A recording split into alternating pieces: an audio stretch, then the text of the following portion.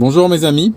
Chaque année, lors du pèlerinage à la Mecque, les compagnies aériennes font face à un défi logistique unique.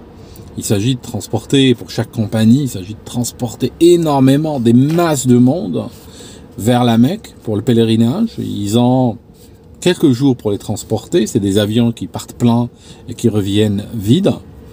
Et puis après, à la fin de la saison du pèlerinage, il faut ramener tout le monde à la maison.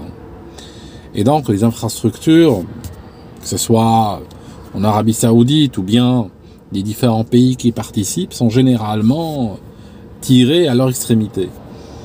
Quand j'étais petit, par exemple, je sais que l'aéroport qui était près de chez moi ne pouvait pas accueillir autant de monde durant cette période. Il réquisitionnait une école primaire qui servait, dans les classes, servait de terminaux d'enregistrement et de salles d'embarquement, où les gens étaient vérifiés par la police, la douane et tout ça, et seulement après embarqués dans des autocars qui les prenaient directement à l'avion. Et parmi les classiques qu'on va retrouver lors de cette période-là, c'est l'utilisation de vols charter. Ça veut dire qu'il y a beaucoup de compagnies aériennes, là on va parler de la compagnie aérienne du Nigeria, qui n'avait pas la possibilité elle-même, n'avait pas les avions, gros porteurs, pour pouvoir faire face à ce défi. Donc généralement ce qu'on va retrouver, on va retrouver du wet lease. Donc dans le cas précis, nous sommes en 1991, il y a la compagnie du Nigeria qui a loué des vols wet lease à une compagnie canadienne qui s'appelait Nation Air. Donc Nation Air était une compagnie, on va dire, pourrie, pour utiliser un mot technique, qui n'avait rien à faire en vol. Mais l'avantage, c'est qu'elle pouvait offrir des vols bon marché, n'est-ce pas, aux compagnies à travers le monde qui faisaient appel à ces services. Donc, le wet lease, on loue pas l'avion, on loue le service entier. Ça veut dire que si vous faites du wet lease, vous demandez à la compagnie de vous organiser un vol de tel pays à tel pays, et vous ramenez les passagers. Eux, ils s'occupent de tout. Ils ramènent l'avion, ils ramènent l'équipage, ils sont assurés, ils ont des certificats d'exploitation, ils s'occupent de tout. Vous ramenez que les passagers. C'est dans le cadre de cet accord que le vol Nation Air ou Nigeria Airways, si vous voulez, 2120, s'était organisé. Alors, le vol devait partir de Jeddah, en Arabie Saoudite, à Sokoto, dans le nord du Nigeria. L'appareil était un DC-8, immatriculé au Canada, donc il avait une immatriculation qui commençait par Charlie, comme tous les avions canadiens. Il avait un équipage canadien aussi, le commandant de bord, un homme de 47 ans, ex de la canadienne Air Force, donc la Air Force royale canadienne, et puis bien sûr était accompagné par un copilote et un mécanicien de bord, tous canadiens. Le vol devait partir de Jeddah, parce que c'est là où il y a le terminal, on va dire, qui s'occupe du pèlerinage, qui est pas très loin de la Mecque. La ville de Jeddah est au bord de la mer, et la Mecque reste un peu plus à l'est, à l'intérieur des terres, un peu, on va dire, au sud-est. Et en fait, si vous voulez, le vol devait partir le 10 juillet. Mais nous sommes le 11 et il n'était pas encore parti. Ça veut dire qu'il avait 24 heures de retard. Rien de surprenant, parce que, je vous ai dit, il y a un cauchemar logistique. Il faut ramener des gens qui souvent n'ont jamais voyagé de leur vie. Des fois, c'est le seul voyage de leur vie. Ils ont payé très cher. Ils ont été aidés par leur famille, par leur état. Ils ont économisé toute une vie pour pouvoir partir. Et c'est probablement la première et la dernière fois qu'ils voyagent. Ils circulent. Souvent, on leur donne des sacs avec des passeports, des documents, leur nom. Mais malgré tout, ils se perdent. L'endroit est immense. Des gens de toutes les nations s'y rencontrent. Et donc, le fait est que le 10, lors de l'embarquement, une partie des passagers manquait. Voilà. Il fallait les trouver. Les organisateurs ne pouvaient pas les laisser derrière. Alors, le temps de retrouver les passagers, de les enregistrer, tout ça, nous sommes déjà le 11. On a perdu une journée. Alors vous imaginez la pression sur les gens qui s'occupent des opérations pour la compagnie aérienne. Ils savent qu'ils ont beaucoup de gens à évacuer. C'est littéralement une évacuation. C'est des rotations qui vont se faire l'une derrière l'autre pour ramener tout le monde à la maison. Et puis chaque retard sur une rotation, donc là ils ont déjà un jour de retard, fera que l'opération prendra de plus en plus de temps Et puis, chaque nouvel accro viendra pourrir la situation. Avec des gens qui ont quitté leur hôtel, qui vivent par terre dans des terminaux, tout ça. Donc, vous imaginez la situation. Le 11, tout le monde est sous pression. Il faut que cet avion parte. Il a déjà 24 heures de retard. Là, l'avion est programmé pour 8h30 du matin. Nous sommes en juillet, je disais. On vérifie l'avion. Donc les techniciens au sol vérifient l'avion. Les services des opérations sont là. L'avion est un DC-8, quadri-réacteur. Quand ils regardent les pneus, là c'est le choc. Les pneus sont dégonflés. Il y a au moins 2 pneus qui sont dégonflés. Sur le train d'atterrissage gauche, qui comporte 4 roues, il y a les 2 roues à l'interne, la 2 et la 4, qui sont visiblement dégonflées. À l'œil nu, on voit qu'elles sont dégonflées. Il mesure la pression, il ramène l'appareil, il mesure la pression. Effectivement, il regarde les documents. Non, les pneus sont dégonflés, il va falloir faire quelque chose. Alors, c'est simple. Il demande à l'aéroport de Jeddah de leur fournir de l'azote. On gonfle les pneus avec de l'azote, les pneus des avions. On les gonfle pas à l'air comme les pneus des voitures. On pourrait, mais on les gonfle avec de l'azote pour éviter de mettre de l'oxygène dans les pneus. Bon, il n'y a plus d'azote à l'aéroport de Jeddah. Voilà. Beaucoup d'avions sont arrivés en très peu de temps, des allées, des arrivées, des départs. Le fait est que, bon, tout le monde s'est rué sur l'azote. Il n'y a plus d'azote. Les bonbonnes sont vides. Un préposé leur dit que la compagnie nationale saoudienne a des bonbonnes quelque part. Mais il faudra leur demander. Le problème, c'est que, bon, ils seront probablement contents de donner un coup de main. Le problème, c'est que ça ne va pas se faire tout de suite. Il faut demander, il faut attendre, il faudra probablement des autorisations et tout ça. Le vol partira pas à 8h30. Donc, il y a un problème de pression. Il y a un problème de pression dans le pneu, mais il y a un problème de pression chez les gens qui sont autour de cet avion. Ils disent quoi? On regarde l'un dans l'autre. Bon, on va régler le problème. Prennent le document de l'avion. Ils rentrent une valeur surestimée de la pression. Donc, ils regardent la pression qu'ils mesurent. Ils rentrent une fausse valeur qui est dans la bande normale. Et puis, ils disent, c'est bon, c'est réglé. L'avion va partir. Donc, ils gonflent pas le pneu, mais ils falsifient les documents de maintenance pour se débarrasser du problème. L'équipage quitte l'hôtel à 4h du matin. Ils arrivent à 5h du matin. Ils préparent leur vol. On leur dit que tout est bien. On leur dit rien sur les pneus. Tout le monde est content. L'embarquement se fait. Les passagers sont tous là.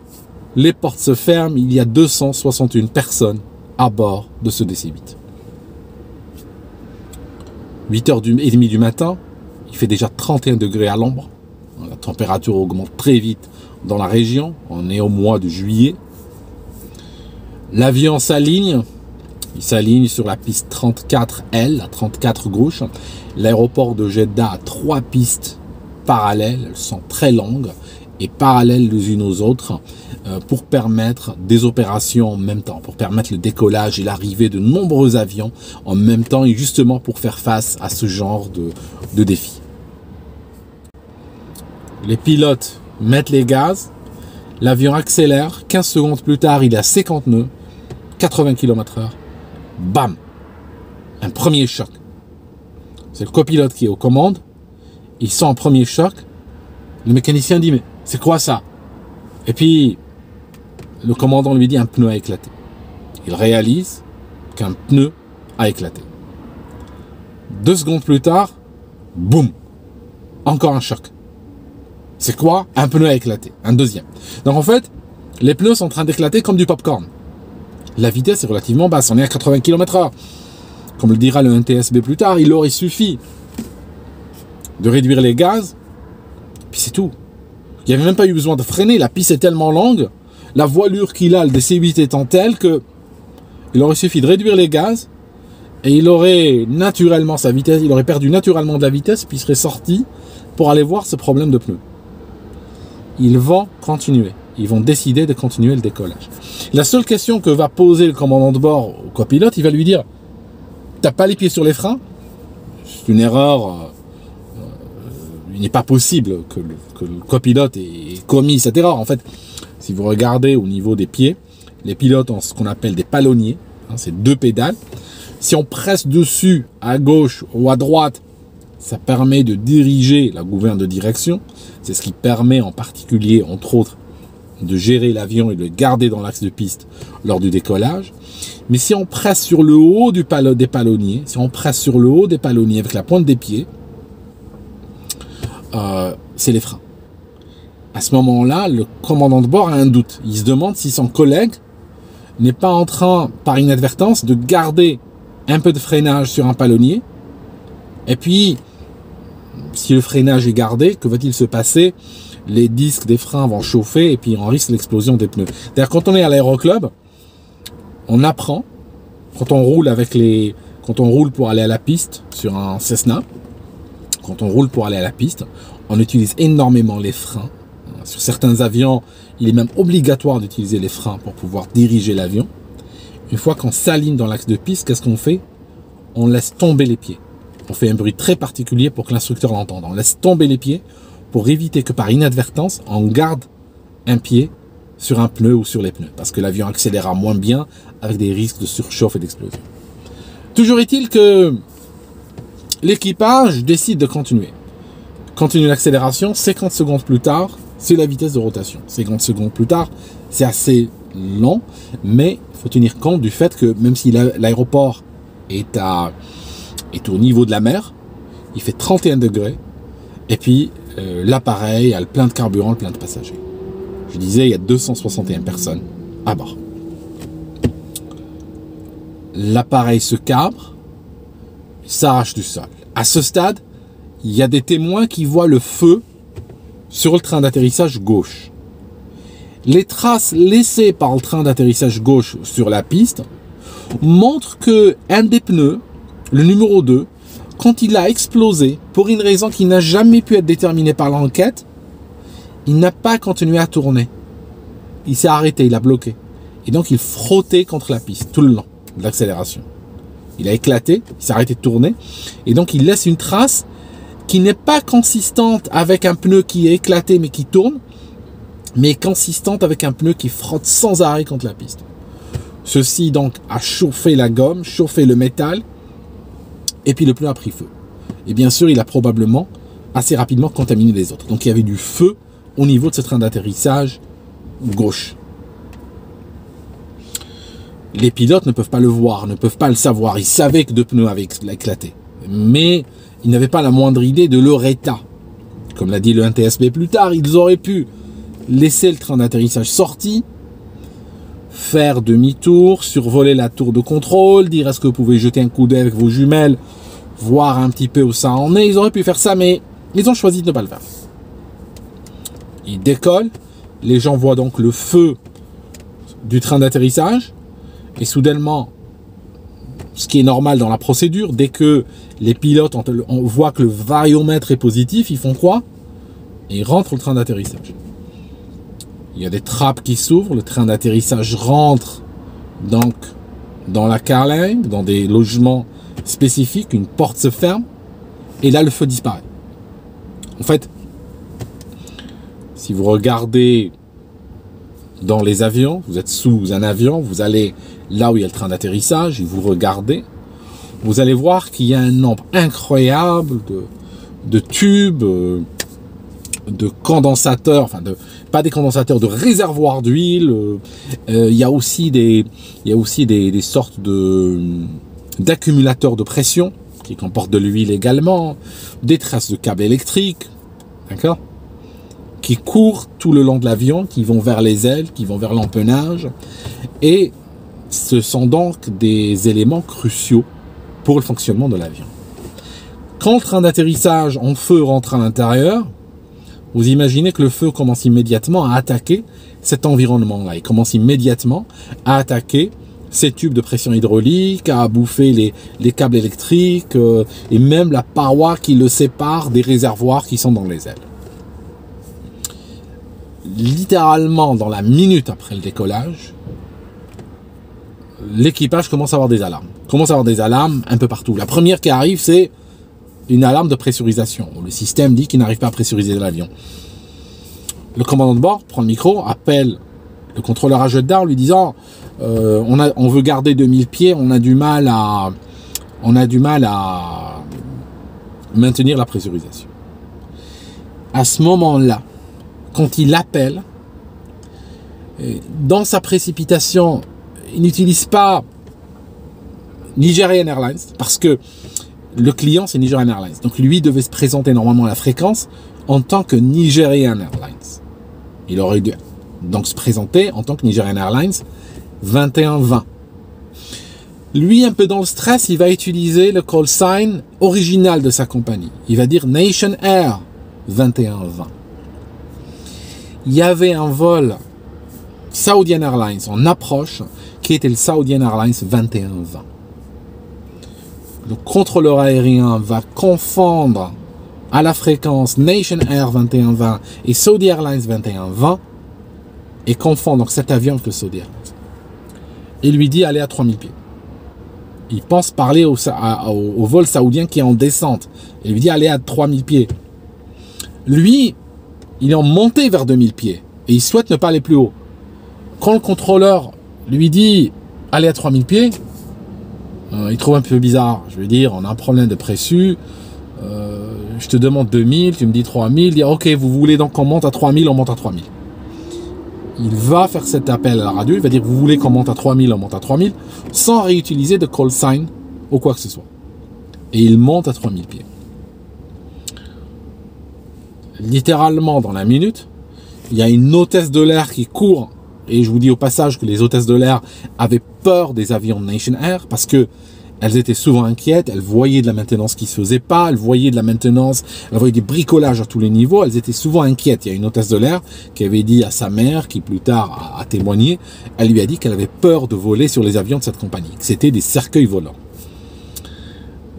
Les autorités canadiennes fermaient les yeux parce que de toute façon, ces avions étaient loués en Afrique, étaient loués loin, étaient loués à des pays qui avaient des normes de sécurité très basses. Donc bon, Transport Canada fermait un peu les yeux. Bon, on laisse travailler, et puis du moment qu'ils se crachent pas chez nous, ça va. Elle court, cette hôtesse, au cockpit, en disant au pilote, il y a le feu, il y a de la fumée, c'est très très fort. Donc à ce moment-là, les pilotes décident de faire demi-tour, donc ils tournent à gauche. On a dit il décollait à la 34L, donc il décolle presque à 20 degrés près, il décolle vers le nord. Il décide de tourner à gauche au-dessus de la mer Rouge, revenir donc en vente arrière, ça signifie parallèlement à la piste, n'est-ce pas? Et puis après ils font demi-tour pour atterrir, c'est un peu ça leur plan.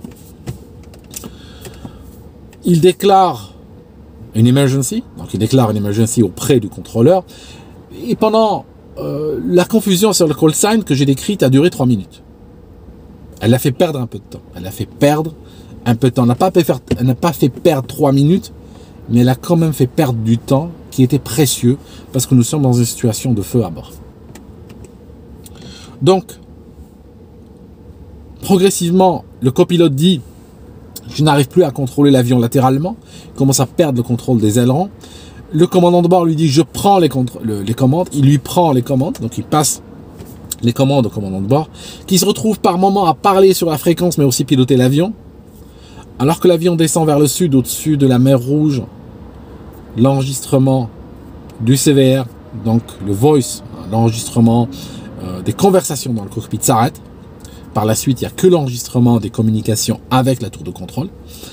Et puis, l'enregistrement des données aussi, des paramètres de vol s'arrête. De toute façon, les paramètres de vol de cet avion, il n'y avait pas grand-chose. Hein. C'était ces vieilles boîtes noires qui enregistraient le temps, le cap, la vitesse, l'altitude et le nombre de G. C'était pas grand-chose comme paramètre qu'elle avait de toute manière. L'appareil, je disais, commence vite à se dégrader. Très rapidement, le feu commence à dégrader de plus en plus de systèmes. L'appareil arrive quand même à faire demi-tour, s'aligne sur la piste. Il y a 18 km de celle-ci, à peu près une dizaine de milles nautiques. Ce qui est un petit peu lent, je trouve. 10 000 nautiques, faire une approche à 10 000 nautiques, c'est bien quand on veut attraper un ILS et puis faire une approche propre et tout ça, c'est bien en temps normal. Par contre, avec une urgence et un feu à bord, s'éloigner de 10 000 nautiques de la piste, c'est un peu excessif. En particulier, il fait jour, la visibilité est illimitée. Ils auraient pu faire un virage beaucoup plus serré, arriver plus proche de la piste et atterrir. Ils n'avaient pas besoin de s'éloigner de 18 km de celle-ci. Mais voilà, le fait est qu'ils sont éloignés à 18 km de celle-ci, malgré l'emergency et tout et tout. Au moment où ils sortent le train d'atterrissage, donc ils sont à 18 km, ils chopent donc l'ILS de la piste 34L, la piste de laquelle ils ont décollé. Ils sortent le train d'atterrissage, ce qui est normal. Normalement, quand on chope l'ILS à ce stade, c'est là où la majorité des pilotes sortent le train d'atterrissage. Et à ce moment-là, des passagers commencent à tomber. Ça veut dire les premiers corps vont être retrouvés à peu près à ce niveau-là. Les premiers corps vont être retrouvés à peu de choses près à l'endroit où les avions attrapent l'ILS de la piste 34L. Ça veut dire qu'à ce stade, en fait, imaginons le train était rentré au-dessus du train d'atterrissage, donc il est dans un puits, le train d'atterrissage, on va dire, dans une sorte d'endroit de vide qui est en dessous et au-dessus duquel il y a le plancher de la cabine. Donc on est au milieu de la cabine, là où il y a l'emplanture des ailes qui arrivent à rencontrer la cabine. Et en fait, la chaleur étant telle qu'en réalité le plancher avait fondu, le plancher était fortement dégradé par le feu. Et au moment où le train se retire, donc au moment où le train sort, le plancher n'a plus de support. Le plancher était probablement un petit peu effondré sur le train d'atterrissage. Une partie du plancher va s'arracher et prendre des sièges et des passagers avec. Et c'est ça qui explique pourquoi on en a retrouvé tout le long de l'axe d'approche. À peu près, ils ont failli atterrir en fait. La réalité, c'est qu'ils étaient, franchement, il leur a manqué, pour vous dire, le lieu du crash est à 2800 mètres de la piste. 2800 mètres. 3 km de la piste. Il leur a manqué, on va dire, une minute, une bonne minute, on va dire. Une minute plus tard, ils auraient pu atterrir. S'ils avaient fait un virage plus court, ils auraient pu atterrir. Le fait est que, bon, voilà. Ils ont fait une longue finale. Ils ont perdu le contrôle. Une fois qu'ils étaient à 3 km, à 2800 mètres de la piste, ils ont complètement perdu le contrôle. Les témoins voyaient cet avion en feu piquer vers le sol. Et là, il a percuté le sol et il a explosé. 261 morts ce jour-là, du 11 juillet 1991. Et puis après, voilà. Le NTSB et les Saoudiens ont eu un petit peu des opinions un peu différentes sur l'analyse, pas sur ce qui s'est passé, mais sur un peu l'analyse. Les enquêteurs saoudiens ne voulaient pas mettre la faute sur les pilotes. Ils disaient que les pilotes ont fait ce qu'ils étaient entraînés à faire, qu'il n'y a aucune procédure qui dit que il faut interrompre un vol si on a 2 pneus qui éclatent à 80 km/h, à 50 nœuds. Ils disaient qu'il n'y a aucune procédure qui dit ça. Le NTSB disait que notre staff, nos équipes, sont de l'opinion que même s'il n'y a pas de procédure particulière, il n'y a pas de procédure pour toutes les pannes, les situations qu'on peut imaginer, le bon sens aurait voulu que soit le décollage soit interrompu une fois qu'ils ont réalisé qu'il y avait des problèmes avec les pneus, soit, alternativement, décoller, poursuivre le décollage, mais au moins inspecter l'état des pneus avant de les faire rentrer. Voilà. Swissair avait eu, en 100 ans, je crois que c'était dans les années 60, avait eu un problème avec un avion de type Sud Aviation Caravelle. Ils avaient eu un accident de la sorte. Le Swissair devait décoller. Il y avait une équipe de foot, entre autres, qui a été décimée complètement. En fait, pratiquement tous les gens dans l'avion étaient d'un même petit village. Donc le village a été décimé, pour vous dire. Les pilotes, quand ils voulaient décoller de la piste, il y avait du brouillard coupé au couteau. Donc, que décide de faire le pilote? Il décide de chasser le brouillard avec les réacteurs. Donc, il met les gaz sur les réacteurs et il parcourt la piste. Il se dit, je vais la parcourir dans un sens, dans l'autre, et après je fais demi-tour et je décolle. Mais j'aurais nettoyé un petit peu le brouillard qui est là, traîné au-dessus de la piste. Pendant qu'il faisait le ventilo avec ses réacteurs, pour éviter que l'avion ne prenne de la vitesse, il gardait les pieds sur les freins. Donc il gardait les pieds constamment sur les freins, il freinait tout en mettant les gaz à fond. Donc gaz à fond et freinage. Et donc l'avion avançait très lentement avec les gaz à fond et les pieds sur les freins sans arrêt. Donc il fait un aller-retour. Les disques de frein sont chauffés à blanc. Les roues ne prennent pas feu à ce stade. L'appareil accélère et décolle. Et immédiatement les pilotes, ils auraient pu avoir la vie sauve s'ils avaient tenu compte un petit peu de ce qu'ils avaient fait, s'ils avaient laissé le train d'atterrissage sorti pendant quelques minutes. Avec le vent relatif, les pneus et les freins auraient été refroidis. Non. Par la suite, ils ont maintenu la procédure normale. Je veux dire, quand on essaye quand on change les choses et on rentre dans un domaine complètement non cartographié, il va falloir plus tard adapter tout le reste des procédures. Hein, si tu fais quelque chose d'anormal là, tu peux pas faire quelque chose de normal ailleurs. Il va falloir changer tout par ailleurs. Eux, ils n'ont pas fait ça. Ils décollent, juste après la rotation, variopositive, train d'atterrissage rentré, clac, train d'atterrissage rentre, les portes se ferment, et là on a des pneus surchauffés, des disques à blanc qui sont dans ce logement de train d'atterrissage avec tous les tubes, les câbles et tout qui passe autour. Ça prend feu. Et en fait, ils constatent le feu assez tardivement. Et puis, ce qui devait arriver arrive. L'avion s'est écrasé en feu, en fait. Voilà, à cause de ça. Voilà, mes amis. C'était le vol Nation Air ou Nigeria Airways, si vous voulez, 21-20. Et ce drame est arrivé le 11 juillet 1991 à Jeddah. Et il a tué 261 personnes. À très bientôt.